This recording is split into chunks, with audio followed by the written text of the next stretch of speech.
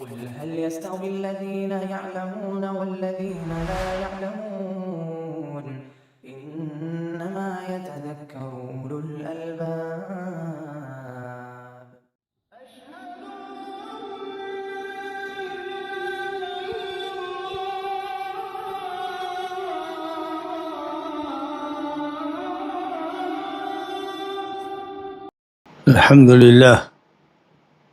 الحمد لله والصلاة والسلام على رسول الله محمد بن عبد الله وعلى آله وأصحابه ومن اهتدى بهداه أما بعد فعن أبي هريرة رضي الله عنه قال رسول الله صلى الله عليه وسلم ثلاث جدهن جد وهزلهن جد النكاح والطلاق والرجعة رواه الأربعة إلا النسائي وصححه الحاكم وفي رواية لابن عدي من وجه آخر ضعيف الطلاق والعتاق والنكاح وللحارث بن أبي أسامة من حديث عبادة بن الصامت رضي الله عنه رفعه لا يجوز اللعب في ثلاث الطلاق والنكاح والعتاق فمن قالهن فقد وجبنا وسنده ضعيف۔ طلاق کے باب کی یہ حدیث ہے، ابو ہریرہ رضی اللہ عنہ سے روایت ہے، اور ایک دوسری روایت عبادہ بن صامت سے مرفوعاً بیان کی جا رہی ہے۔ حاصل حدیث یہ ہے کہ نکاح، طلاق اور رجعت، بیوی کو پلٹانے کا مسئلہ، وہ اہم امور ہیں جن کو اگر آدمی ہنسی مذاق میں بھی اگر کہے، لہو و لعب کے طور پر، ہنسی اور مزاح کے طور پر کسی کو کہے کہ آپ اپنی بیٹی کی شادی مجھ سے کر دیجئے، اور اس نے دو گواہ کے سامنے ایک مہر مقرر کر کے یا بلا مہر مقرر کیے ہوئے کہا کہ میں نے تم سے نکاح کر دیا، اور لڑکے نے قبول کر لیا، اب بعد میں یہ کہا کہ نہیں تو میں نے تو مذاق میں قبول کیا تھا، مزاح کر رہا تھا آپ سے، لہو و لعب کر رہا تھا، نہیں چلے گا یہ۔ اسی طریقے سے کوئی بیوی کو طلاق دے اور کہے کہ ہم تو مزاح میں ایسا کہا، جی کھلواڑ کر رہے تھے ہم، یہ سب الفاظ اور یہ سب معاملات اتنے اہم ہیں کہ ان میں ہنسی مزاح اور کھلواڑ نہیں چلے گا۔ آپ کا کھلواڑ بھی، آپ کا ہنسی مزاح بھی سنجیدگی پر محمول کیا جائے گا، حقیقت پر محمول کیا جائے گا، اور آپ کا نکاح ثابت ہوگا، اور ایسا کہنے والی کی بیوی پر طلاق پڑے گی۔ اگر یوں ہی بیوی کو کہتا ہے، طلاق دینے یافتہ عورت کو عدت کے درمیان قبل انقضاء العدت، میں نے تم کو پلٹا لیا، عورت سمجھ رہی کہ رجعت ہو گئی ہماری، وہ بعد میں کہی عدت گزرنے کے بعد کہ نہیں میں نے تو ایسی مذاق میں کہا تھا، ارے ہم تو ایسی ہنسی ٹھٹھا کر رہے تھے، نہیں چلے گا۔ بہت واضح روایت ہے، عن ابی ہریرہ رضی اللہ عنہ قال رسول اللہ صلی اللہ علیہ وسلم نے فرمایا، ابو ہریرہ کی روایت ہے، ثلاث جدہن جد، ثلاث نکرہ ہے، مبتدا ہے، ثلاث خصال مضاف الیہ محذوف ہے، ثلاث خصال یا ثلاث مسائل، عدد ثلاث مذکر ہے تو معدود مؤنث ہوگا، ثلاث خصال خصلہ کی جمع، ثلاث احکام سنن، تین سنتیں ایسی ہیں، ثلاث مسائل، تین مسائل ایسے ہیں، جدہن جد کہ جن کی سنجیدگی بھی سنجیدگی ہے، وحزلہن جد اور حزل یعنی ہنسی ٹھٹھا مزاح بھی سنجیدگی ہے۔ آپ سنجیدگی کے ساتھ کہیں، حقیقت پسندانہ گفتگو کریں، یا ہنسی مزاح کے طور پر کہیں، وہ جد ہی مانا جائے گا، وہ سنجیدگی پر ہی محمول کیا جائے گا، وہ واقعیت پر ہی محمول کیا جائے گا، وہ حقیقت پر ہی محمول کیا جائے گا، آپ کے ٹھٹھا مذاق کا بہانہ نہیں چلے گا۔ اگر ایسا ہو تو آدمی طلاق دیتا جائے اور کہے کہ ہم نے تو مذاق میں طلاق دیا تھا، بیوی کو پلٹا لے کر میں نے مزاح میں پلٹایا تھا، ایسا نہیں چلے گا۔ کہا نکاح، اس کی مثال آپ نے سنا، اسی طریقے سے طلاق ہنسی مذاق میں بھی دے دیا تو طلاق پڑے گی، صریح لفظ ہے، لفظ بولنے میں آپ کے ارادے کو دخل ہے کہ آپ نے ارادے سے بولا ہے، ایسا نہیں ہے کہ آپ کہہ رہے تھے انت طاہر یا انت طاہرہ، اور آپ نے یہ کہہ دیا انت طالق، ایسا نہیں ہے، بلکہ صاف لفظوں میں کہا انت طالقہ، اور کہہ رہے ہیں کہ ہم نے مزاح میں کیا۔ اسی طریقے سے رجعت، عدت کے درمیان قبل انقضاء العدہ، عدت ختم ہونے سے پہلے بیوی کو کسی نے پلٹا لیا اور بعد میں کہتا ہے کہ اس نے مزاح میں کہا تھا۔ تو نبی صلی اللہ علیہ وسلم فرمایا کہ 3 چیزیں ایسی ہیں جن میں واقعیت اور سنجیدگی بھی سنجیدگی ہی ہے اور مزاح بھی سنجیدگی ہی۔ وہ 3 کیا ہے؟ النکاح، اور یہ ثلاث حصر کے لیے نہیں ہے، کیونکہ اگلی روایت میں عتاق بھی ہے، آزاد کرنا۔ کوئی مالک، کوئی آقا اپنے غلام کو کہے جاؤ تم کو میں نے اللہ کے لیے آزاد کیا، وہ الحمدللہ خوش ہو گیا، اللہ کا شکر ادا کیا اس نے۔ اب وہ اپنا بڑھیا بستر لے کر کے مالک کے یہاں سے چلنے لگا، السلام علیکم، ارے کہاں جا رہے ہو؟ میں نے تو ایسے ہی مذاق کیا تھا، میں نے تھوڑی آزاد کیا، ارے میں اتنی آسانی سے تم کو تھوڑی آزاد کرنے والا ہوں، لا حول ولا قوت الا باللہ۔ وہ آزاد سمجھا جائے گا۔ تو پہلی چیز ہے نکاح، طلاق، رجعت۔ اربع نے روایت کیا، سنن اربع نے سوائے نسائی کے، اور امام حاکم نے اس کو صحیح کہا ہے، اور حافظ ابن حجر نے کوئی ریمارک نہیں کیا اس کے اوپر، گویا حافظ ابن حجر بھی اس کی تصحیح کی طرف مائل ہے۔ اور امام العصر محدث اصل علامہ البانی رحمۃ اللہ علیہ نے بھی اس کو ارواء الغلیل میں صحیح کہا ہے، اور امام العصر علامہ ابن باز رحمۃ اللہ علیہ نے اس کو صحیح کہا ہے، اور البانی رحمۃ اللہ علیہ نے اس کو حسن کہا ہے۔ تو حدیث حسن صحیح ہے، اگرچہ اس کے ایک راوی عبد الرحمن بن حبیب پر کلام ہے لوگوں کا، لیکن حدیث انشاءاللہ صحیح ہے۔ کہتے ہیں ابن عدی نے ایک دوسری سند سے یہ روایت نقل کی ہے جو ضعیف سند ہے۔ یہاں حافظ ابن حجر نے دیکھیے حکم لگا دیا کہ الطلاق والعتاق والنکاح، طلاق ہے غلاموں کو آزاد کرنا ہے، اور نکاح ہے، اس میں مزاح بھی سنجیدہ ہی مانا جائے گا، حقیقت پر ہی مبنی مانا جائے گا۔ اس کے اندر راوی ایک ضعیف ہے، اور وہ یہ ہے کہ صاحب غالب بن عبید اللہ العقیلی الجزری، اس کو ائمہ نے متروک اور بعض نے غیر ثقہ قرار دیا، تو یہ حدیث ضعیف ہے، کیونکہ غالب بن عبید اللہ العقیلی الجزری متروک ہے، تو اس میں عتاق کا اضافہ ہے۔ ایک حدیث اور نیچے لے کر آئے ہیں، حارث بن ابی اسامہ نے، ان کی ایک مسند ہے، اس میں انہوں نے عبادہ بن صامت رضی اللہ عنہ سے مرفوع روایت کیا ہے، پہلی روایت ابو ہریرہ کی تھی، یہ عبادہ بن صامت رضی اللہ عنہ کی مرفوعاً بیان کیا ہے عبادہ بن صامت نے کہ مذاق، کھیل کود 3 چیزوں میں جائز نہیں ہے۔ لعب کھیل تماشے کے طور پر بولو، ہنسی مذاق کے طور پر بولو، ٹھٹھا کرو، یہ سب نہیں چلے گا، کھلواڑ نہیں چلے گا 3 معاملات میں، بڑے اہم معاملات ہیں، طلاق کا مسئلہ،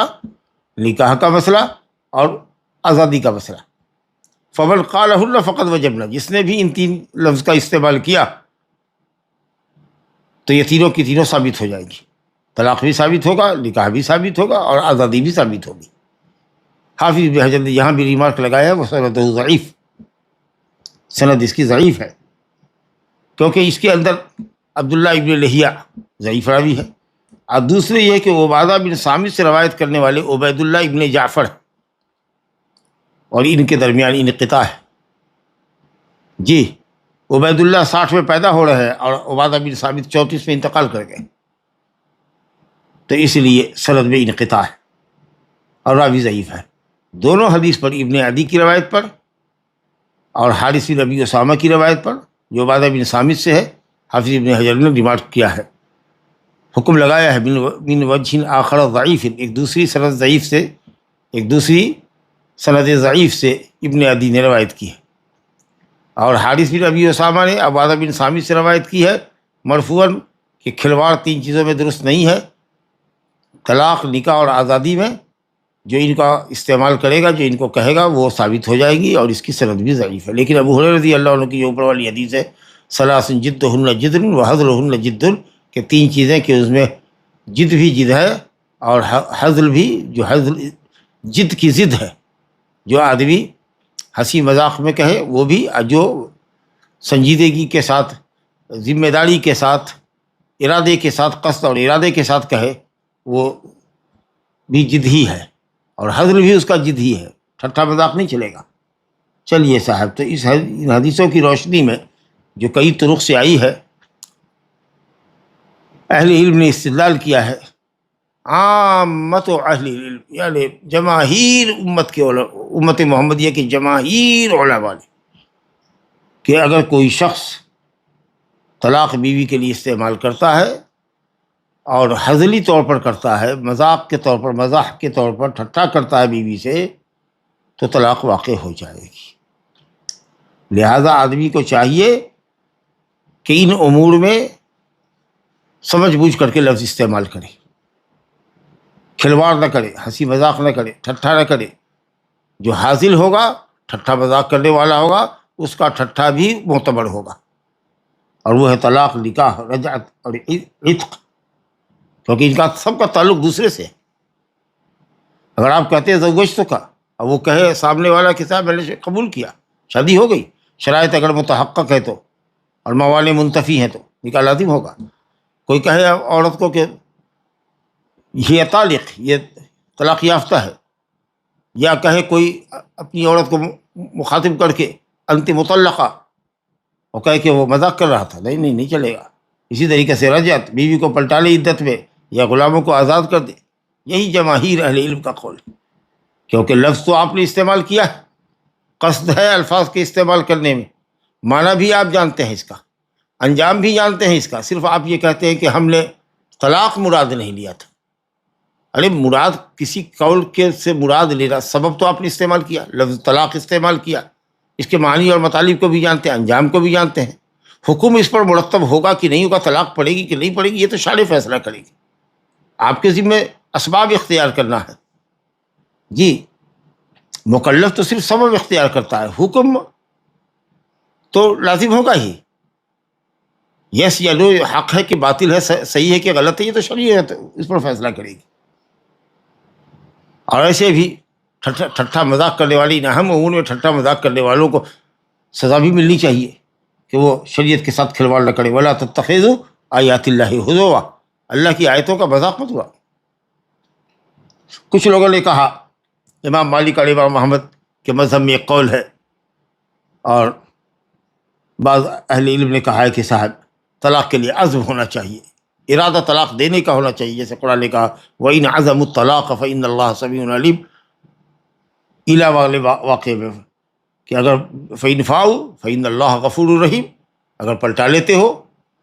تو بہت اچھی بات ہے، اللہ غفور رحیم ہے، اور اگر طلاق کا عزم کرتے ہو تو اللہ سمیع علیم ہے۔ جو کل بات آئی تھی کہ یہ تحدید اور وارننگ کے طور پر ہے،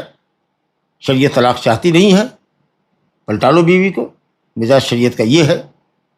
بہرحال تو کہتے ہیں کہ عزم کا اعتبار ہے، اور حاضل جو ہے، جو ہنسی مذاق کر رہا ہے، ٹھٹھا کر رہا ہے، اس کا کوئی عزم نہیں۔ لیکن یہ قول جیسا کہ آپ دیکھ رہے ہیں غلط ہے۔ اس لیے اگر آپ نے سری لفظ طلاق استعمال کیا ہے، لفظ تو استعمال کیا آپ نے، اور جانتے بھی ہیں آپ اس کا معنی، اور انجام بھی آپ جانتے ہیں کہ طلاق دینے سے طلاق پڑے گی، لیکن آپ کہتے ہیں ہم طلاق ثابت نہیں کریں گے، ہم طلاق کا ہم نے ارادہ نہیں کیا۔ سری لفظ میں آپ ارادہ کو دخل نہیں دے سکتے، ارادہ کرئی طلاق میں ہوگا۔ جی، اور یہ خاص کر کے یہ معاملہ حقوق العباد کا ہے۔ چلیے صاحب،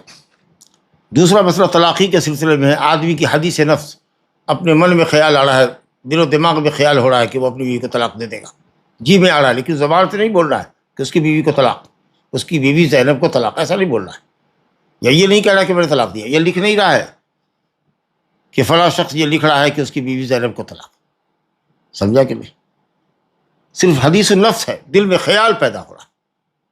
تو دل کے خیال کے اوپر کوئی مواخذہ نہیں ہے، اللہ نے اس امت سے اس کو تجاوز کیا ہے، درگزر کیا ہے، جب تک کہ آپ بولے نہیں، آپ عمل نہ کریں، اور عمل کے اندر یہ ہے کہ صاحب جو عمل کرنے سے متعلق کام ہو وہ کرے، یا طلاق دینے کے متعلق عمل یہ ہے کہ آپ تحریر ہی لکھیں، تحریر کے ذریعے طلاق دیں، ٹیلی فون کے ذریعے طلاق دیں۔ بہرحال کہتے ہیں کوئی بھی عمل، خاص کر کے حقوق اللہ کے مسئلے میں، یا حقوق العباد کے مسئلے میں، دونوں ہی مسئلے میں یہ عام بات ہے کہ حدیث نفس کے اوپر کوئی اعتبار نہیں، حدیث نفس کے اوپر کوئی اعتبار نہیں۔ عن ابی ہریرہ رضی اللہ عنہ عن نبی صلی اللہ علیہ وسلم، ابو ہریرہ نبی صلی اللہ علیہ وسلم سے روایت کرتے ہیں رضی اللہ عنہ کہ آپ صلی اللہ علیہ وسلم فرمائے ان اللہ تجاوز عن امتی ما حدثت به انفسها او انفسها ما لم تعمل او تکلم متفق علیہ۔ اور امام بخاری نے اس قدر آگے بڑھایا کہ قتادہ نے کہا وقال قتادہ اذا طلق فی نفسه فلیس بشیء، اگر اپنے جی میں کوئی طلاق دیتا ہے اپنی بیوی کو تو یہ کچھ بھی نہیں، اس کا کوئی ویلو نہیں۔ اللہ نے تجاوز کیا، تجاوزہ، لیکن عام طریقے سے زبان زد ہے، رفع عن امتی، رفع عن امتی، رفع کے لفظ سے حدیث صحیح نہیں ہے، تجاوز عن امتی، اللہ نے درگزر کیا ہے، معاف کیا ہے۔ ما حدثت به انفسها، میری امت سے درگزر کیا ہے جو اس کا نفس بولے، یعنی جی میں خیال آئے، یا جو خیال وہ اپنے جی میں پیدا کرے۔ خیال ہے، وسوسہ ہے، جب تک کہ وہ کلام نہ کرے یا جب تک کہ اپنے نفس میں پیدا بات پر عمل نہ کرے، یعنی کلام کے ذریعے یا عمل کے ذریعے اس کو واضح نہ کرے۔ اور ظاہر ہے کہ طلاق کا جو معاملہ ہے اس کا تعلق زبان سے یا عمل سے ہے، کا مطلب یہ کہ تحریر سے، صرف نیت کر لینے سے یا طلاق کا ارادہ کر لینے سے جب تک کہ عمل نہ ہو نیت کے ساتھ ساتھ، انما الاعمال بالنیہ، عمل نیت کے ساتھ ہو، نیت تو ہے، دل میں ہے، خیال ہے، لیکن زبان سے نہیں آیا تو عمل نہیں ہوا۔ تو جس نے بھی طلاق کا ارادہ کیا دل میں لیکن کلام نہیں کیا، زبان سے طلاق نکالا نہیں یا طلاق کی تحریر نہیں کی، تو طلاق اس کی بیوی پر واقع نہیں ہوگی۔ گویا نفس میں جو باتیں پیدا ہوتی ہے، جس کو خواتین نفسیہ کہتے ہیں، وساوس کہتے ہیں، دل میں پیدا ہونے والے خیالات ہوتے ہیں، وہ انسان کا عمل نہیں ہوتا، اس کا ارادہ نہیں ہوتا، یہ تو بغیر قصد کے دل پر ایک کھٹکا ہوتا ہے، خیال آتا ہے جو آیا اور گیا۔ یہ اللہ تعالیٰ کی رحمت ہے اور اس کا احسان ہے کہ جب تک بندہ کوئی کلام نہیں کرتا یا کوئی عمل نہیں کرتا، بات صرف اس کے نفس کے اندر ہوتی ہے، اللہ نے معاف کر دیا۔ جی میں یہ خیال آ رہا ہے کہ وہ طلاق دے گا بیوی کو، جی میں خیال آ رہا ہے کہ وہ غلام کو آزاد کرے گا، کوئی اثر اس پر مرتب نہیں ہوگا، کوئی حکم نہیں لگے گا جب تک کہ وہ زبان سے بول نہیں دے، عمل سے اس کا اظہار نہ کر دے۔ یہی جماہیر امت کا قول ہے۔ امام ترمذی نے کہا والعمل علی ھذا عند اہل العلم، اہل علم نے اسی پر عمل کیا۔ گویا کہ آدمی اپنے جی میں طلاق کا خیال کرتا ہے تو کچھ بھی اس کی بیوی پر طلاق واقع نہیں ہوگی یہاں تک کہ وہ گفتگو کرے۔ باقی محمد بن سیرین ہے، اسی طرح سے امام زہری ہے، امام مالک رحمۃ اللہ علیہ ایک روایت میں ہے، کہتے ہیں کہ اگر جی میں بھی گفتگو کرے گا اور جی میں بھی خیال آئے گا کہ بیوی کو اس نے طلاق دیا، من میں خیال آ رہا ہے، ابھی زبان سے نہیں بول رہا ہے، زبان سے نہیں بول رہا ہے، بولنے کا ہوتا ہے کہ الفاظ نہیں نکلے ہیں، جی میں خیال آ رہا ہے تو بھی ہو جائے گا طلاق۔ انما الاعمال بالنیات، حالانکہ بالکل استدلال الٹا ہے، یہ حدیث ان کے خلاف ہے۔ عمل نیت کے ساتھ معتبر ہے، نیت تو ہے، عمل نہیں ہے۔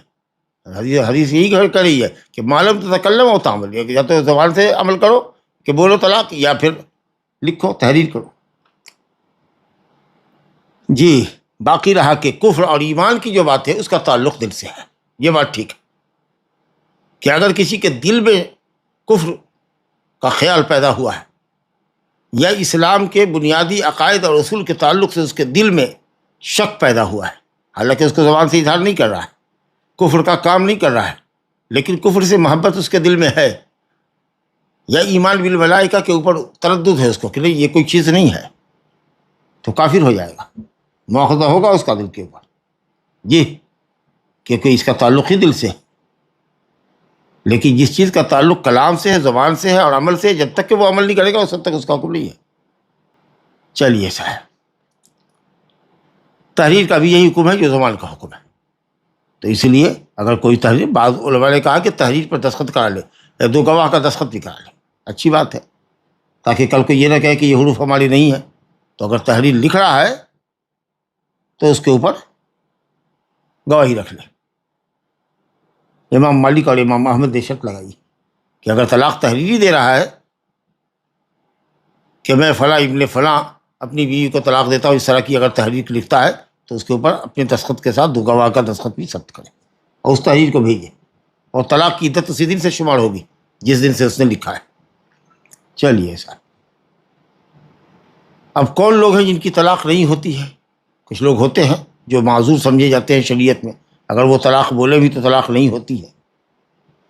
علی بن عباس رضی اللہ عنہما عن النبی صلی اللہ علیہ وسلم قال ان اللہ تعالی وضع علی امتی الخطأ والنسیان وما استکرہ علیہ، اسی کو لوگ کہتے ہیں رفع عن امتی، نہیں رفع علیہ، وضع عن امتی، تجاوز عن امتی، یہ لفظ آیا ہے جیسا کہ ابھی حدیث پڑھا۔ اور ابن عباس کی روایت میں وضع عن امتی الخطأ والنسیان وما استکرہ علیہ، رواہ ابن ماجہ والحاکم وقال ابو حاتم لا یثبت۔ کہتے ہیں کہ ابن عباس رضی اللہ عنہما نبی صلی اللہ علیہ وسلم سے روایت کرتے ہیں، آپ نے فرمایا کہ اللہ تعالیٰ نے ہماری امت سے ہٹا دیا ہے، گرا دیا ہے، معاف کر دیا ہے، قابل مواخذہ نہیں ہے انسان کا وہ عمل جو خطأ صادر، جو غیر ارادی طور پر کہنا کچھ اور چاہتا تھا، بیوی سے کہہ رہا ہے مثال کے طور پر کہ میں قرآن پڑھنا چاہتا ہوں، مثال کے طور پر قرآن لاؤ، اور کہنا چاہتا تھا کہ انت طاہر، تم طاہر ہو، کہا انت طالق۔ اب بتائیے، کہا قرآن پڑھنا چاہتا ہوں، قرآن لے کر کے آؤ، مصحف لے کر کے آؤ،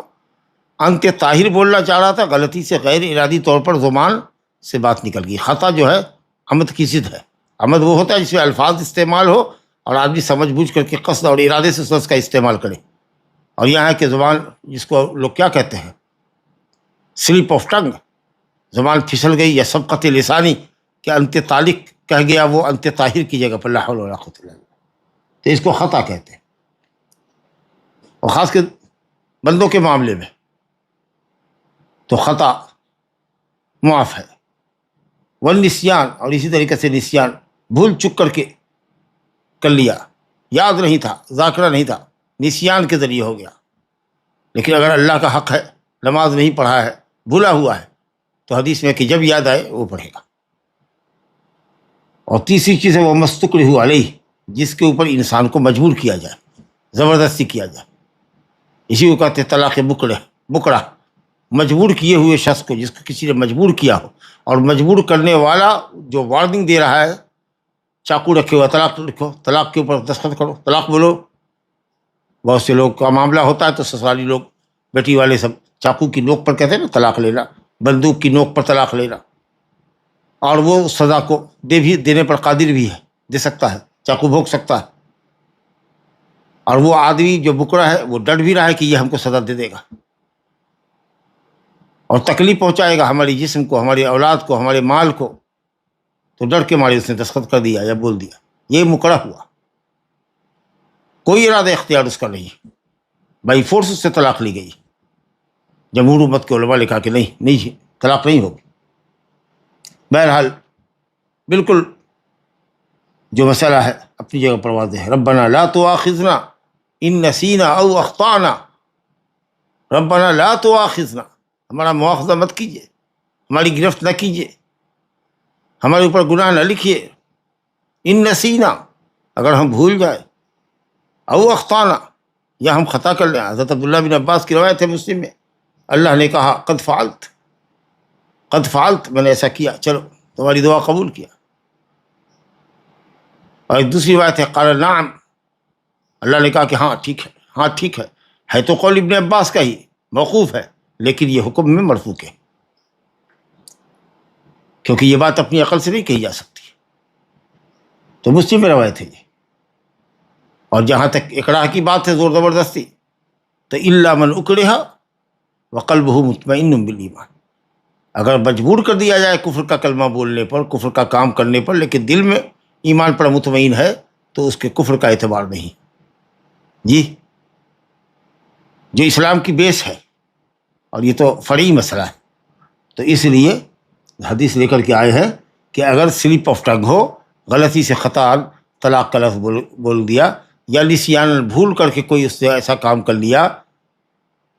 جی جو اس کے ذاکرے اور حافظے میں نہیں تھا، یا جس کام کے اوپر وہ مجبور کیا گیا ہے، ایون کفر کے کام کرنے پر وہ واقع نہیں ہوگا، تو طلاق زور زبردستی اگر لی جائے تو وہ بھی واقع رہی ہے، ابن ماجہ اور حاکم کی روایت ہے، اور ابو حاتم نے کہا کہ یہ حدیث ثابت نہیں ہے سند کے اعتبار سے، کہتے ہیں کہ اس میں عطا ابن ابی رواح نے ابن عباس سے مرفوعاً بیان کیا ہے، اور یہ ہے کہ صاحب انقطاع ہے، راوی اس کے اندر کوئی ہے جو گر گیا ہے، کیونکہ بعض سندوں میں عبید بن عمیر کا نام آتا ہے۔ لیکن حدیث کو دیکھیے، حدیث کو حاکم نے کہا ہے کہ یہ صحیح ہے، بخاری کی شرط پر، صحیحین کی شرط پر۔ اس حدیث کو امام نووی نے 40 کے اندر حسن کہا ہے، جس کو یہ ابو حاتم کہہ رہے ہیں کہ ثابت نہیں ہے، کہتے ہیں کہ اس میں ایک راوی ہے، دوسری حدیث میں دوسرے سند میں عبید بن عمیر کا ذکر آیا ہے، تو چلیے الحمدللہ دوسری سند میں ہے کہ عطا ابن ابی رباح نے عبید بن عمیر سے روایت کیا، اس نے ابن عباس سے روایت کی، الحمدللہ۔ حاکم کی سند میں ہے، دارقطنی میں ہے، ابن حبان میں ہے، تو اس حدیث کو امام نووی نے اور حافظ ابن حجر نے تلخیص الحبیر میں حسن کہا ہے، اور احمد شاکر رحمۃ اللہ علیہ نے اور امام البانی رحمۃ اللہ علیہ نے ارواء الغلیل میں اس کو صحیح کہا ہے۔ لہذا حدیث کئی طرق سے ابن عباس سے وارد ہے، اور کئی دیگر صحابہ سے بھی اس باب میں حدیث ہے اسی موضوع کی۔ حدیث ابو ذر ہے، ابن عمر ہے، ابو ہریرہ ہے، ابو درداء ہے، ابو بکر ہے، عمران بن حسین ہے، ثوبان ہے، سند میں مقال ہے، لیکن سب مل کر کے حدیث انشاءاللہ تعالی اس کو حسن اور صحیح درجے تک پہنچا دیتی۔ اور پھر جیسا کہ آپ نے سنا، صحیح مسلم میں سعید بن جبیر سے روایت ہے کہ ابن عباس رضی اللہ عنہ نے کہا کہ جب اللہ تعالیٰ کا یہ قول اترا ربنا لا تؤاخذنا ان نسینا واخطانا، تو اللہ نے کہا قد فعلت۔ اور ابو ہریرہ سے روایت ہے مسلم ہی کے اندر کہ جب یہ آیت اتری تو اللہ نے کہا قال نعم۔ میں نے بتایا کہ حدیث میں اگرچہ صراحت مرفوع نہیں ہے، لیکن ایسی بات رائے سے نہیں کہی جا سکتی، لہذا یہ حکم میں مرفوع کے۔ قرآن بھی کہتا ہے کہ خطا پر کوئی مواخذہ نہیں ہے، وَلَيْسَ عَلَيْكُمْ جُنَاحٌ فِيمَا أَخْطَأْتُمْ بِهِ،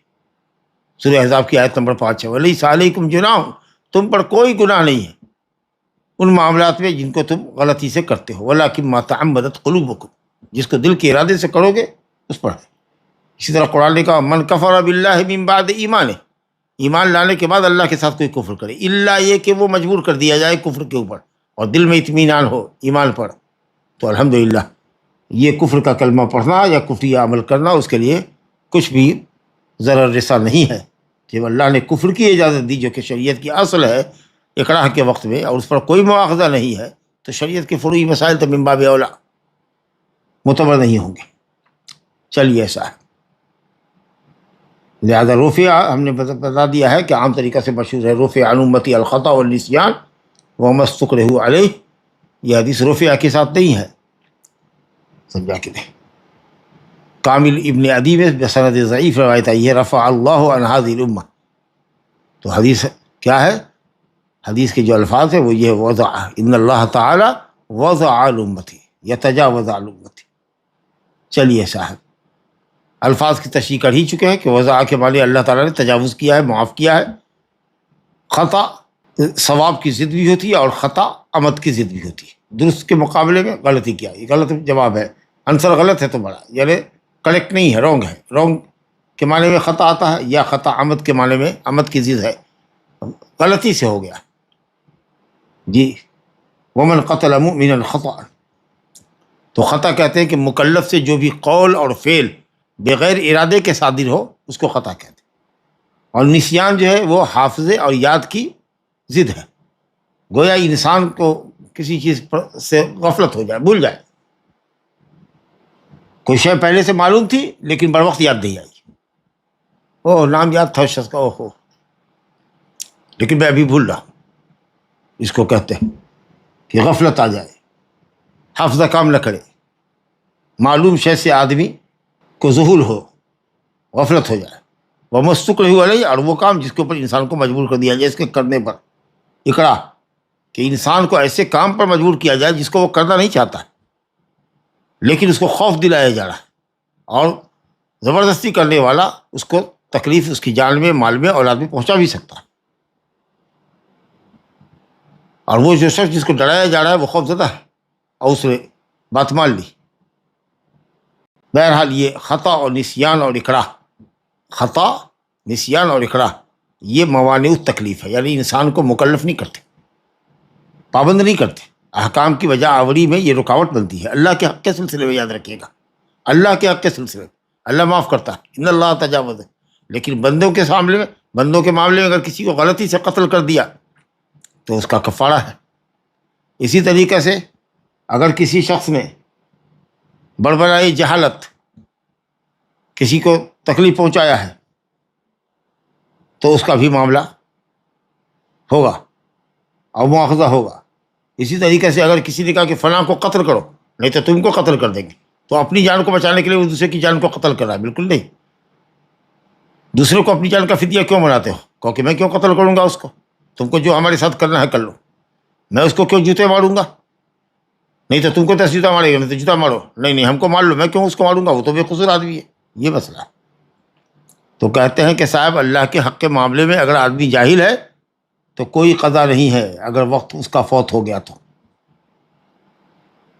ایک لڑکی ہے بالغ ہوئی 13 سال میں، اس کو معلوم نہیں ہے کہ روزہ فرض ہوتا ہے، وہ سمجھتی ہے کہ جب شادی ہوتی ہے تب، لا حول ولا قوت الا باللہ۔ تو اگر بڑھ بنا جہالت ہوا ہے ایسا معاملہ، حالانکہ مسلم آبادی میں اگر رہتی ہے تو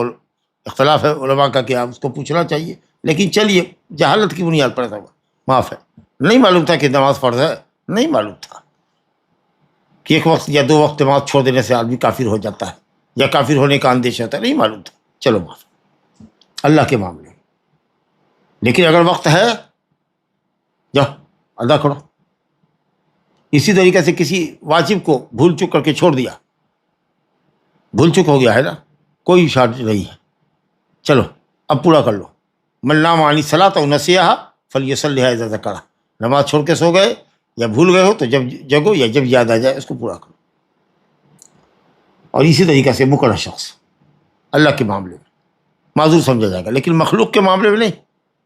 اس میں خطا و نسیان اور اکراہ کا اعتبار نہیں کیا جائے گا جی، کیونکہ بندوں کے حق ہے۔ لہذا اگر کوئی مجبور بھی کر دیا جائے کہ ناحق کسی انسان کو قتل کرو تو جائز نہیں قتل کرنا، ورنہ آپ قتل کیے جائیں گے۔ لا الہ الا اللہ۔ بہرحال باب سے مناسبت یہی ہے کہ اگر طلاق دینے میں کسی نے غلطی کی، بیوی کو کہنا چاہتا تھا انت طاہر، لیکن سبقت لسانی کی وجہ سے انت طالق کہہ دیا تو بیوی کو طلاق نہیں پڑے گی، کیونکہ نہ لفظ کا اعتبار اس نے کیا ہے نہ معنی کا اعتبار کیا ہے، نہ یہ لفظ بولنا چاہتا تھا نہ یہ معنی مراد لینا چاہتا تھا۔ خاص کہ جب قرینہ اس کے دعوے کی تصدیق میں ہو، جیسے کہ مصحف لاؤ قرآن پڑھنا چاہتا ہوں، اب وہ ذرا سا گھبرا رہی، ارے میں بلا وضو ہوں، کہا نہیں تو انت طاہر، تو انت طاہر بولنا چاہتا تھا، کہا انت طالق، لا حول ولا قوت الا باللہ۔ لیکن میاں بیوی میں جھگڑا ہو رہا ہے اور بیوی کہہ رہی ہے کہ مجھے طلاق دے دو، مجھے طلاق دے دو، طلق نہیں، اور اس نے کہا کہ انت طالق، تو ظاہر ہے کہ یہاں پر آپ یہ نہیں کہہ سکتے ہیں کہ ہم انت طاہر کہنا چاہ رہے تھے، کیونکہ قرینہ اور جو صورتحال ہے وہ بتا رہی ہے کہ آپ طالق ہی کہنا چاہ رہے ہیں۔ لیکن اگر قرینہ نہیں ہے تب پھر وہ لفظ اگر کہتا ہے کہ غلط استعمال ہوا ہے تو غلط استعمال ہوا ہے، خطا ہے، وہ اس کا مواخذہ نہیں، طلاق نہیں پڑے گی۔ اور اسی طریقے سے جمہور علماء شافعیہ مالکیہ حنابلہ بھی کہتے ہیں کہ شخص سے مکرہ کی طلاق واقع نہیں ہوگی، اور یہی قول حضرت عمر سے، علی سے، ابن عمر سے، ابن عباس سے، ابن زبیر سے منقول ہے، کیونکہ جب تک کہ عمل نیت کے ساتھ نہ ہو، جب تک کہ نیت کے ساتھ عمل نہ ہو،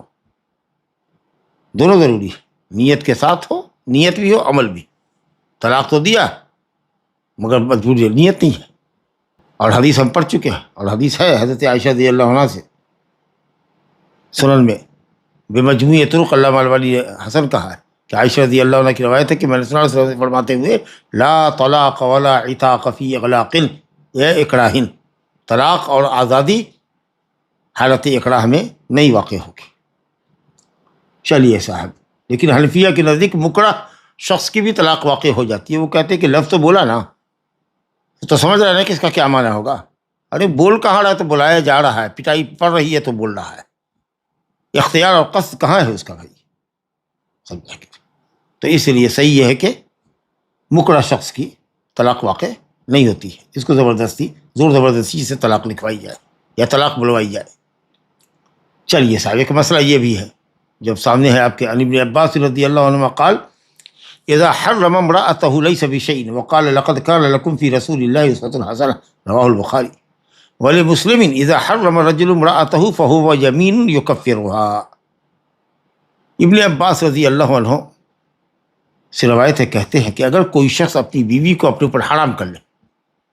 انت علی محرمہ، کہ انت حرام، انت علی محرمہ، تم میرے اوپر حرام ہو، تو کہتے ہیں لیس بشیء، یعنی یہ طلاق نہیں، یہ طلاق نہیں۔ اور کہتے ہیں کہ اللہ نے فرمایا لقد کان لکم فی رسول اللہ اسوۃ حسنہ، رسول اللہ صلی اللہ علیہ وسلم کی زندگی میں، آپ کے قول و عمل میں امت کے لیے، ہمارے لیے بہترین نمونہ ہے۔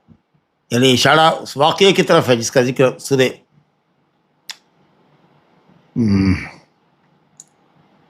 سورہ تحریم میں، یا ایھا النبی لم تحرم ما احل اللہ لک،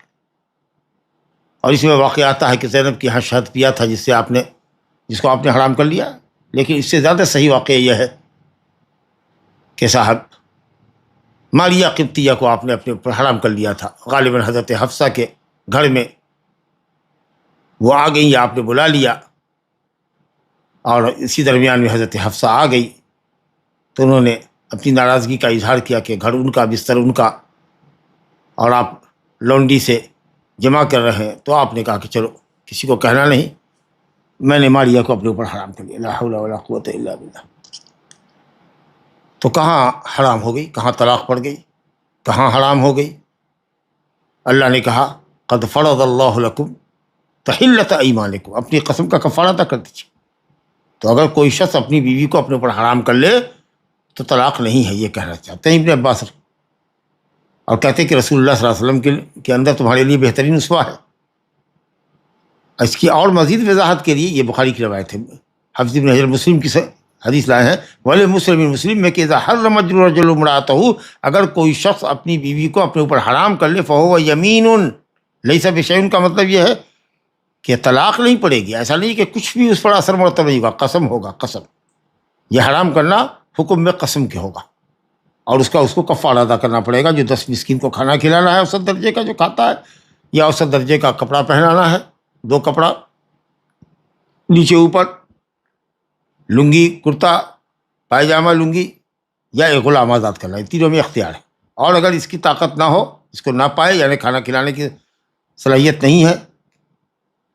تب وہ 3 روزہ رکھے، فصیام ثلاثۃ ایام، لا الہ الا اللہ۔ تو یہ گویا کہ طلاق نہیں ہے۔ اگر کوئی شخص بیوی کو اپنے اوپر حرام کرتا ہے، لفظ حرام استعمال کرتا ہے، تو کہتے ہیں کہ یہ طلاق نہیں ہے۔ انت علی حرام اور محرمہ، تو طلاق نہیں ہوگی بلکہ کفارہ یمین ہوگا۔ یہ قول صحابہ کی جماعت سے ابن عمر، زید ابن ثابت، ابن مسعود، ابن عباس، عائشہ، اور اسی طریقے سے ابو بکر، عمر رضی اللہ عنہم اجمعین سے بھی اسی طریقے سے اکرمہ، حسن، قتادہ، سعید بن مسیب، علماء کی ایک جماعت کہتے ہیں کہ قد فرض اللہ لکم تحلۃ ایمانکم، اللہ نے اس معاملے میں کہا قسم کا کفارہ ادا کر دیجیے۔ یا ایھا النبی لم تحرم ما احل اللہ لک، کیوں آپ اس چیز کو حرام کرتے ہیں جس کو اللہ نے آپ کے لیے حلال کیا ہے؟ اپنی بیویوں کی رضا چاہتے ہیں آپ، واللہ غفور رحیم۔ قد فرض اللہ لکم تحلۃ ایمانکم واللہ مولاکم وہو العلیم الحکیم۔ 2 واقعہ ذکر کیا جاتا ہے شہد کی تحریم کا، جو آپ نے زینب کے پاس لیا تھا، اور آپ نے یہ کہا کہ میں آئندہ کبھی ایسا نہیں کہوں گا، میں نے قسم کھا لیا، یا پھر لونڈی کو حرام کرنے کا مسئلہ ہے۔ لا الہ الا اللہ۔ چلیے صاحب، تو کہا کہ جب لونڈی کو حرام کرنے سے لونڈی حرام نہیں ہوگی، تو بیوی کو بھی حرام کرنے سے بیوی حرام نہیں ہوگی، یہ مطلب ہے۔ استدلال حضرت ابن عباس نے جو کیا ہے آیت تحریم سے، سورہ تحریم سے، وہ اسی لیے کفارہ یمین دینا ہوگا۔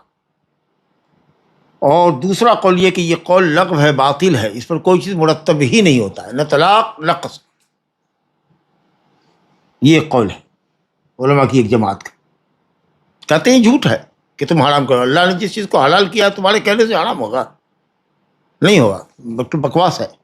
لیکن یہ قول آپ دیکھ رہے کہ صحیح نہیں، حالانکہ امام صنعانی نے، صاحب سبل السلام نے، علامہ امیر محمد بن اسماعیل صنعانی نے اسی کو پسند کیا۔ تیسرا قول یہ ہے اس سلسلے میں کہ اگر کوئی شخص انت علیہ حرام بیوی کو کہتا ہے تو کہتے ہیں کہ یہاں نیت پوچھے گی، متکلم کی نیت کیا تھی؟ بھئی طلاق مراد لے رہے تھے کہ زہار کر رہے تھے، کہ یہ کہنا چاہتے تھے کہ تم انت علیہ کا ظہر امی، جس کا کفارہ مغلظہ ہے، غلام آزاد کرو، مومن غلام، نہیں تو 2 مہینے کا پے در پے روزہ رکھو، اور نہیں اگر اس کی بھی صلاحیت اور طاقت نہیں ہے تو پھر 60 مسکین کو کھانا کھلاؤ. یا یہ کہ قسم مراد لے رہے تھے، کیا طلاق مراد تھے لے رہے بول مقصود تھا تمہارا، یا کہ زہار یا کہ قسم، جیسا کہے گا اس کے حساب سے معاملہ کرے گا. ایک تیسرا قول یہ ہے. چوتھا قول یہ کہ نہیں صاحب اسے کفارے زہار لگے گا، کیونکہ انت علیہ کا ظہر امی کہنے والا جو اگر اپنی بیوی کو کہتا ہے کہ تو میرے لیے تیری پیٹھ میری ماں کی پیٹھ کی طرح ہے، مقصد کیا ہے؟ حرمت. اگر حرمت مراد لے رہا ہے، تکریم نہیں مقصود ہے، تشبیہ مقصود نہیں ہے، بلکہ حرمت میں تشبیہ دے رہا ہے پیٹھ کی طریقے سے، یا پیٹ کے جیسی ہے تمہاری پیٹھ، تمہارا پیٹ میری ماں کے پیٹ کی طرح، تمہاری ران میری ماں کی ران کی طرح، میری بہن کی ران کی طرح، اور حرمت مقصود ہے تو حرام ہی تو کر رہا ہے. لہٰذا جو کفارہ زہار کا ہے وہی کفارہ یہاں بھی لگے گا. اور اس قول کو پسند کیا شیخ الاسلام ابن تیمیہ رحمۃ اللہ علیہ نے، ابن القیم وغیرہ نے. تو کئی اقوال ہیں اس سلسلے میں، لیکن انشاءاللہ تعالیٰ جو راجح قول ہے وہ پہلا قول ہے کہ اگر آدمی بیوی کو کہتا ہے انت علیہ حرام تو انشاءاللہ تعالیٰ وہ حرام نہیں ہوگی، اور قسم کا کفارہ دے کر کے وہ اب وہ استعمال کر لے تو قسم کا کفارہ دے، یا کفارہ دے دے تو قسم کا اس کے بعد استعمال کرے، دونوں شکل جائز. چلیے صاحب، اسی طریقے سے ایک روایت ہمارے سامنے ہے، اب یہ آ رہی ہے طلاق کنایہ کی. جونیہ کا قصہ ہم پڑھ چکے ہیں پہلے بھی، کہ نبی صلی اللہ علیہ وسلم نے ابنۃ الجون سے شادی کی تھی، اور جب وہ لائی گئی اور نخلستان میں قبیلہ بنو ساعدہ کے اندر وہ اپنے محل میں یا اپنے گھر میں اتاری گئی، اور جب نبی صلی اللہ علیہ وسلم بڑھے تو اس نے کہا کہ صاحب، بلکہ آپ نے عذرا محبت، اظہار محبت کے لیے کہا کہ اپنے آپ کو میرے حوالے کر دے، میرے لیے ہبہ کر دے. تو کہا کہ کیا ملکہ بھی عام آدمی کو اپنے آپ کو ہبہ کرتی ہے؟ لا الہ الا اللہ. اور جب آپ نے تسلی اور تشفی کے لیے جب اس کی طرف ہاتھ بڑھایا کہ تاکہ وہ پرسکون ہو، اطمینان اس کو حاصل ہو جائے، تو اس نے کہا کہ دور رہو، اعوذ باللہ منک، اللہ اکبر، اعوذ باللہ منک، اللہ عظیم کی پناہ چاہتی ہوں تجھ سے. کہا چلو، لقد است بمعاذ، بڑی عظیم ہستی کی تم نے پناہ پکڑ لی ہے، مجھ سے بچنا چاہتی ہے، جاؤ الحقی باہلک، جا اپنے اہل سے ملاقات کر لے، اپنے اہل میں چلی جا. اور آپ نے ابو اسید ساعدی کو، بعض روایت میں سہل بن ساعدی ہے، آپ نے کہا کہ بھائی ان کو پہنچا دو، 2 رازقیہ کپڑا دے دو اور ان کو ان کے گھر پہنچا دو. تو اگر کوئی شخص الحقی باہلک کی کہتے ہیں، حضرت عائشہ کی روایت ہے کہ ابنۃ الجون جب ادخلت علی رسول اللہ صلی اللہ علیہ وسلم، جب ان کو لایا گیا علیہ وسلم کے پاس، یا نبی صلی اللہ علیہ وسلم تشریف لے گئے اور آپ سے قریب ہوئے، اور یہ بات جو تفصیل میں نے ابھی بتائی، جو پہلے بھی بتا چکے ہیں، تو قالت، وہ کہتی ہے ابنۃ الجون، اعوذ باللہ منک. تو آپ نے کہا لقد است بعظیم، عظیم ہستی کی پناہ تم نے لے لی ہے. تو اللہ کے نبی نے فوراً ہی اللہ کی عظمت کا، آپ سے زیادہ خیال کرنے والا کون تھا، آپ نے کہا چلو، بلا کسی قیل و قال کے آپ نے کہا کہ ٹھیک ہے، الحقی باہلک، بخاری کی شریف کی روایت. تو اگر کوئی شخص الحقی باہلک کہتا ہے تو یہ صریح لفظ نہیں ہے، یہ کنائی لفظ ہے. اگر اس کا مطلب یہ ہے کہ ایسے ہی کہتا ہے چلی جا سسرال، اپنے میکے چلی جا، معاملات بہت تمہارے ہمارے خراب ہے، جا اپنے گھر چلا، اپنے میکے چلی جا. مقصود یہ کہ کچھ دن کے لیے چلی جائے، طلاق کی نیت نہیں ہے تو طلاق نہیں پڑے گی. لیکن اگر مقصود یہ ہے الحقی باہلک کے کہنے کا کہ جا اپنے گھر والوں کے پاس جا کے بیٹھ، تو طلاق پڑ جائے گی. لا الہ الا اللہ. اب ایک آدھ حدیث اور ہے صاحب، عن جابر رضی اللہ عنہ قال قال رسول اللہ صلی اللہ علیہ وسلم لا طلاق الا بعد نکاح ولا عتق الا بعد ملک، رواہ ابو یعلا وصححہ الحاکم وهو معلول.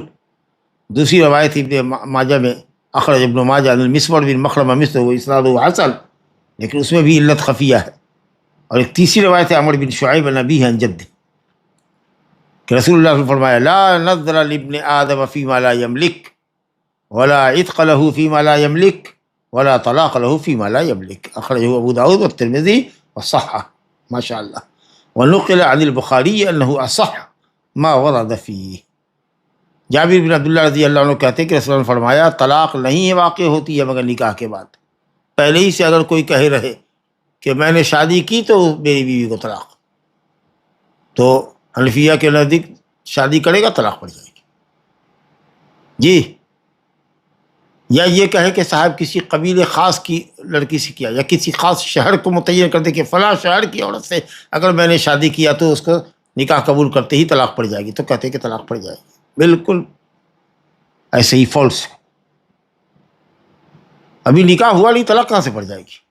پہلے ملکیت ہو جائے اس کے بعد استعمال کرنا. کہا جابر بن عبداللہ کی روایت ہے، رسول اللہ نے فرمایا لا طلاق الا بعد نکاح، طلاق نہیں ہے مگر نکاح کے بعد. ولا عتق الا بعد ملک، اور غلام کی آزادی نہیں ہے مگر ملکیت کے بعد. آپ کسی دوسرے کے غلام کو کیسے آزاد کر دیجیے گا؟ وہ جو غلام ہے عبداللہ فلاں کا، وہ اس کو میں آزاد کرتا ہوں. بھائی تم کو ہوتے ہو آزاد کرنے والے، تو غلام آزاد نہیں ہوگا. یا اگر میں نے کسی عورت سے شادی کی، یا کسی خاص قبیلے کی عورت سے شادی کی، کسی خاص بستی اور شہر کی عورت سے شادی کی، تو طلاق بالکل نہیں، بکواس ہے. کہتا ہے ابو یعلا نے روایت کیا، حاکم نے صحیح کہا ہے، لیکن اس کے اندر علت ہے. وہ علت ہوگی کہ صاحب عطا نے جابر سے روایت بیان کیا ہے، یا کہا کہ ابن ابی زیب نے عطا سے روایت کیا ہے، اس میں انقطاع ہے. لیکن چلیے الحمدللہ شاہد موجود ہے آگے. ابن ماجہ میں مسور بن مخرمہ سے بھی روایت ہے اسی طرح سے، اور اس کی سند کے اندر بھی یہ کہتے ہیں کہ وہاں بھی علت خفیہ ہے. حدیث مسور میں کہتے ہیں کہ علی بن حسن بن واقد، علی بن حسین بن واقد اور ہشام بن سعد جو زہری سے روایت کرتے ہیں، کہتے ہیں کہ استاد شاگرد میں کلام ہے، علی بن حسین بن واقد میں اور ہشام بن سعد میں. کہتے ہیں کہ یہ بھی معلول ہے، لا طلاق الا بعد نکاح. جی لا طلاق الا بعد نکاح، کہتے ہیں کہ اس میں بھی سند میں کلام ہے. لیکن چلیے سب کا خاتمہ یہاں ہو رہا ہے. عمر بن شعیب کی روایت آئی ہے کہ رسول اللہ نے فرمایا لا نظر ابن آدم فیما لا یملک، ابن آدم کی نظر واقع نہیں ہوگی ایسی چیزوں میں جس کا وہ مالک نہیں ہے. کہے کہ اس غلام کو میں آزاد کر دوں گا، اگر میرا بیٹا اچھا گیا تو اس غلام کو آزاد، حالانکہ وہ غلام آزاد نہیں کر سکتا ہے، وہ اس کا غلام ہے ہی نہیں. اگر یہ کہتا کہ ایک غلام آزاد کر دوں گا تو ٹھیک ہے، ابھی نہیں ہے، جب مالک ہوگا غلام کا کر دے گا. لیکن فلاں غلام کو متعین کر رہے ہو اور وہ غلام تمہارا ہے ہی نہیں. فلاں بلڈنگ اگر میرا کچھ ایسا ہو گیا تو میں یہ بلڈنگ مسجد کے لیے وقف کر دوں گا. بھائی تمہاری یا تمہارے باپ کی بلڈنگ ہے کہ تم وقف کرو گے؟ جس چیز کے تم مالک نہیں اس کی نظر مان رہے ہو، بالکل فالتو ہے. اسی طریقے سے فرمایا ولا عتق له فيما لا يملك، ایسے غلام کو آپ آزاد نہیں کر سکتے جس کے آپ مالک نہیں ہیں. ولا طلاق له فيما لا يملك، اور ایسی عورت پر طلاق بھی واقع نہیں ہوگی جو ابھی اس کے حبالۃ النکاح میں ہے ہی نہیں، عقد نکاح میں ہے ہی نہیں، اس کی بیوی ہے ہی نہیں. تو یہ جو حدیث ہے عمر بن شعیب رضی اللہ عنہ سے، عمر بن شعیب سے، وہ اپنے باپ اپنے دادا سے روایت کرتے ہیں. عبداللہ بن عمر بن عاص کی روایت ہے. یہ حدیث حسن صحیح ہے، ترمذی نے کہا، اور کہتے ہیں احسن شیء روی فی ھذا الباب، اس باب میں جو روایت کی ہے سب سے اچھی حدیث ہے. امام بخاری سے پوچھا، کہتے ہیں امام ترمذی کہ میں نے امام محمد بن اسماعیل رحمۃ اللہ علیہ سے پوچھا اس حدیث کے مطابق، تو کہا کہ عمر بن شعیب کی حدیث جو ہے اس باب میں سب سے صحیح ہے. چلیے صاحب، تو اس طریقے سے امام بخاری نے بھی اپنی صحیح میں باب قائم کیا ہے لا طلاق قبل نکاح، نکاح سے قبل طلاق کا لفظ بولنا صحیح نہیں ہے اور نہ طلاق واقع ہوگی. ترجمۃ الباب کے نیچے کوئی روایت نہیں لائے ہیں، البتہ علی اور ابن عباس رضی اللہ عنہ کا قول نقل کیا ہے کہ یہ دونوں بھی طلاق کے قائل نہیں ہے قبل نکاح. تو صاحب چلیے صاحب، کوئی کنوارا ہے بغیر شادی کے کہیں چلتی ہوئی عورت کو کہ کسی عورت کو طلاق، لا حول ولا قوت الا باللہ، یہ طلاق منجز ہوا. اور طلاق معلق کے اگر اس بستی کی یا اس محلے کی یا اس قبیلے کی یا کسی بھی عورت سے جب میں شادی کروں گا تو اس کو یہ طلاق معلق. اور طلاق منجز کا مطلب یہ ہے کہ ابھی انجاز کہ ابھی فوراً طلاق دے رہا ہے کسی عورت کو جو اس کی بیوی ہے نہیں. تو آپ کسی بھی کنواری کو یا کسی بھی بیاہی عورت کو، آپ چلتی عورت کو کہیے گا کہ اس کو میں نے طلاق دیا، لا حول ولا قوت الا باللہ. تو اس لیے لا طلاق قبل نکاح. چلیے صاحب، تو یہ مسئلہ ہے. اچھا، اسی طریقے سے کبھی کبھی ایسا ہوتا ہے کہ طلاق کا صریح لفظ بولتا ہے آدمی لیکن وہ مکلف اس وقت نہیں ہوتا ہے، تو اس کے تصرف کا کوئی اعتبار نہیں ہے. یہ حدیث دیکھ لیجیے، حدیث یہ بھی صحیح حدیث ہے. کہتے ہیں کہ صاحب امت کے علماء نے، شیخ الاسلام ابن تیمیہ رحمۃ اللہ علیہ نے فرمایا ہے کہ اس حدیث کو اصحاب سنن نے علی سے اور عائشہ سے روایت کیا ہے، اور محدثین کرام کا اتفاق ہے اس حدیث کی تلقی پر، قبول کرنے پر. عائشہ رضی اللہ عنہ کہتی ہیں، وہ نبی صلی اللہ علیہ وسلم سے روایت کرتی ہیں کہ رفع القلم عن ثلاثہ، قلم اٹھا لیا گیا ہے، رفع القلم عن ثلاث، قلم اٹھا لیا گیا ہے، یعنی عدم مواخذہ سے کنایا ہے کہ ایسے شخص کا مواخذہ نہیں ہوگا. عن ثلاثۃ، تین سے، یعنی عن ثلاثۃ اشخاص، عن ثلاثۃ اشخاص، تین شخص سے، خواہ وہ مذکر ہو یا مؤنث ہو، اس کا مواخذہ نہیں ہوگا. عن النائم حتی یستیقظ، سونے والا جب تک سوتا رہے یہاں تک کہ جگے. تو جب تک جگ نہیں جاتا ہے حالت نوم میں، اس کا کوئی تصرف معتبر نہیں ہے. اگر نیند میں ہے، بڑبڑا رہا ہے کہ میں اپنی عورت کو طلاق دے رہا ہوں، میں نے اپنی عورت کو طلاق دیا، اور نیند میں ہے، لوگ جھنجھوڑ رہا ہے، اور جھنجھوڑنے کے بعد اٹھا، کیا ہوا، ایسی کیفیت بتا کے اٹھ رہا ہے جیسے کہ واقعی نیند میں تھا. کیا بڑبڑا رہے تھے؟ نہیں، کچھ تو نہیں کہا، کوئی تصرف نہیں. صغیر، چھوٹا بچہ ہے، چلو یہ بیاہ دیا، حالانکہ اب تو ہوتا نہیں ہے، پرانے زمانے میں لوگ چھوٹپنے میں بیاہ کر دیتے تھے، بالغ ہونے سے پہلے 5 سال 6 سال کے بچے کو گود اٹھا کے لاتے تھے اور کہتے تھے بڑی صاحب اس کا نکاح کر دیجیے اس کی بیٹی سے، وہ بھی 4 سال کی ہے، جب بڑے ہوں گے تو دونوں کی رخصتی کرا دیجیے. لا الہ الا اللہ. تو ایسا ہوتا تھا. تو کہتے ہیں کہ صغیر کا بھی کوئی تصرف قبول نہیں کیا جائے گا حتیٰ یکبر، یہاں تک کہ وہ بڑا ہو جائے. بعض روایت میں حتیٰ یبلغ، حتیٰ یحتلم، بالغ ہو جائے، محتلم ہو جائے. بڑے ہونے کی حد کیا ہوگی؟ بالغ ہونا. جب تک کہ علامت بلوغ ظاہر نہیں ہوتا. اگر چھوٹا بچہ طلاق دیتا ہے اور شادی کر دی گئی ہے، کیا جانے گیا کہ طلاق کیا ہے. اگر صبی ممیز بھی ہے تو ابھی تو کل تک کھیل رہا تھا، اور ابھی وہ 7 سال کا 8 سال کا ہوا ہے، اب دائیں بائیں کی تمیز تھوڑی آ بھی گئی ہے، تو کہتے ہیں کہ اگر وہ طلاق بولتا بھی ہے تو اس کا اعتبار دیا. اور اسی طریقے سے مجنون آدمی ہے، ایک مجنون ہے، پیدائشی مجنون ہے، عقل ہے ہی نہیں اس کے پاس. اور ایک آدمی معتوہ ہے، کبھی کبھی جنون کا عارضہ ہوتا ہے، یا کبھی کبھی دوڑا پڑتا ہے اس کو، اور ایسے وقت میں جب کہ وہ بیماری کی وجہ سے دوڑے میں ہو، عقل اس کے پاس نہ ہو، فاقد العقل ہو، یا پورے طریقے سے ہی پاگل ہو، جی، تو کہتے ہیں کہ اس کا بھی کوئی تصرف نہیں، اس کے بھی عمل کا کوئی تصرف نہیں، پاگل کا، یہاں تک کہ وہ عقل مند ہو جائے یا بے ہوش ہو تو ہوش میں آ جائے. تو اب وہ شخص جس کو ضرورتاً بے ہوش کیا گیا ہے، جیسے آپریشن والے کو بے ہوش کیا جاتا ہے، اور بے ہوشی کے عالم میں وہ بڑبڑاتا ہے، تب تمام لوگ کہتے ہیں کہ صاحب ایسے بے ہوش کا کوئی عمل تصرف میں نہیں ہے جیسے کہ پاگل کا. لیکن اگر کوئی شخص خود سے اختیاری طور پر بے ہوشی اختیار کرتا ہے، شراب پیے ہوا ہے یا ایسی ٹیبلیٹ لی ہوا ہے جسے وہ نشے میں دھت ہے، تو حنفیہ کہتے ہیں کہ صاحب وہ شرابی کی طلاق ہو جائے گی. لیکن جمہور نے کہا کہ نہیں، وہ بھی اسی مجنون کے طرح ہے جو فاقد العقل ہے،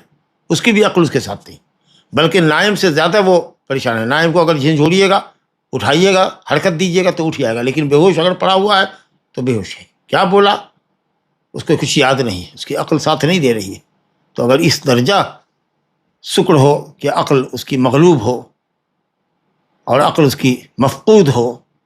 اور کیا کچھ بول رہا ہے، بڑبڑا رہا ہے، اس کی زبان پر جاری نہیں ہے، تو ایسے سکران کا بھی، ایسے نشیڑی کا بھی تصرف صحیح نہیں ہوگا، اور اس کی عورت کو طلاق نہیں پڑے گی. تو بہرحال مجنون خلقتاً یا کسی آفت کی وجہ سے فاقد العقل ہے، جب تک کہ وہ، اب چاہے وہ دائمی ہو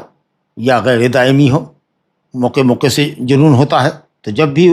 جنون کی کیفیت ہو وہ مرفوع القلم ہے، یعنی اس کے عمل کا مواخذہ نہیں. تو صغر، کمسنی، نوم اور جنون یہ انسان سے اہلیت کو ختم کر دیتا ہے، یعنی آدمی اہل نہیں ہوتا ہے، اور اس کا وہ گویا کہ غیر مکلف ہوتا ہے اوامر اور نواہی کا. یہ اللہ تعالیٰ کا احسان اور لطف ہے بندوں کے ساتھ، کہ بچہ جب تک کہ بالغ نہیں ہوتا، یوں عادت لگانے کے لیے نماز پڑھنے کا حکم دیتے ہیں، 7 سال کا ہو جائے تو نماز پڑھواؤ، 10 سال کا ہو جائے اور نماز نہیں پڑھتا ہے تو ہلکی پٹائی پیٹو، لیکن وہ مکلف نہیں ہے بالغ کے طریقے سے جب تک کہ وہ بالغ نہیں ہو جاتا. اسی طریقے سے مجنون تو مکلف ہی نہیں ہے. اور نائم کی جو عدم اہلیت ہے وہ ادائیگی کے لیے ہے، وجوب کے اعتبار سے نہیں. جب جگے گا، جب یاد آئے گا تو اس کو ادا کرنا ہوگا. چلیے ایسا ہے، اہلیت وجوب ثابت ہے، ہاں ادائیگی نہیں ہے. جب نیند سے بیدار ہوگا تو ادائیگی کرے گا، جیسا کہ حدیث ہے صحیحین کی، من نام عن صلاۃ او نسیہا فلیصلیھا اذا ذکرھا فإن ذلک وقتھا.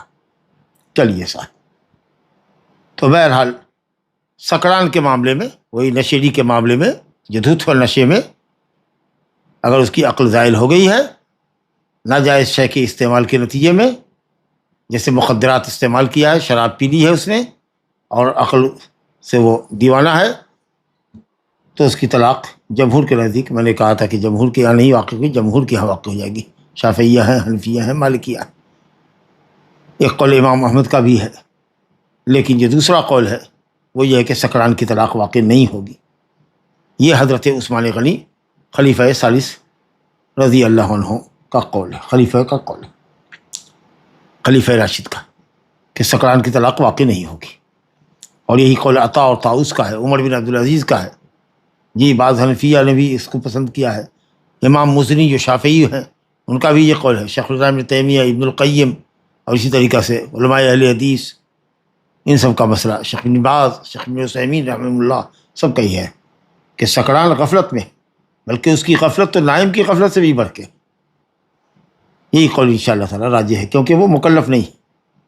اور اسی لیے اللہ تعالیٰ نے سکران کو، نشے میں جو آدمی، کیا کہا اللہ تعالیٰ نے، یا